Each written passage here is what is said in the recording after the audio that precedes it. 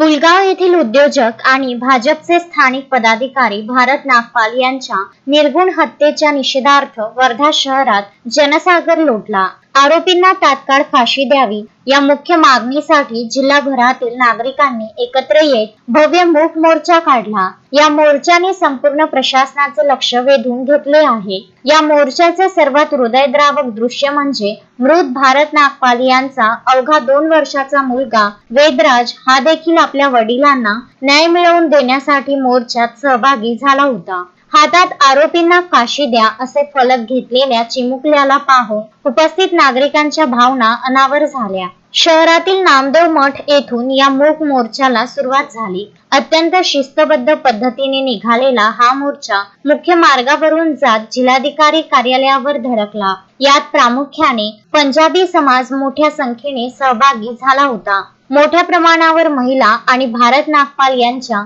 मित्र परिवाराची उपस्थिती होती। हातात फाशी द्या आणि न्याय हवा अशा आशयाचे फलक घेऊन नागरिक शांततेत निषेध नोंदवित होते।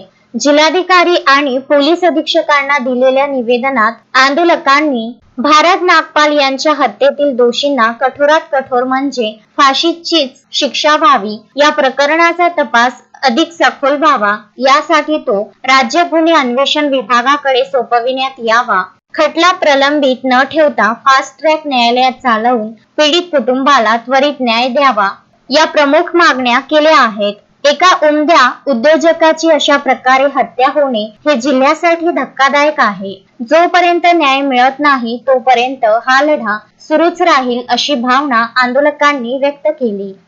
हेच आहे की ज्यांनी हे प्रकरण केलं आहे ते सर्व गुन्हेगाराला लवकरात लवकर फाशीची सजा भेटली पाहिजे आणि फास्ट कोर्टमध्ये याची केस चालली पाहिजे। आणि याची जे जांच आहे चौकशी याच्या मागे आणखी कोण कोण आहे ते पूर्ण चौकशी करून ते CID केली पाहिजे, आमची एवढीच मागणी आहे। अश्विन शाह, विदर्भ न्यूज, वर्धा। श्रद्धा फैमिली शॉपिंग में जाएंगे हम सभी, साड़ियों की नई डिजाइन देखो यहीं से लाएंगे। श्रद्धा फैमिली शॉपिंग में जाएंगे हम सभी, लेडीज जेंट्स बच्चों की हर फैशन लाएंगे सभी।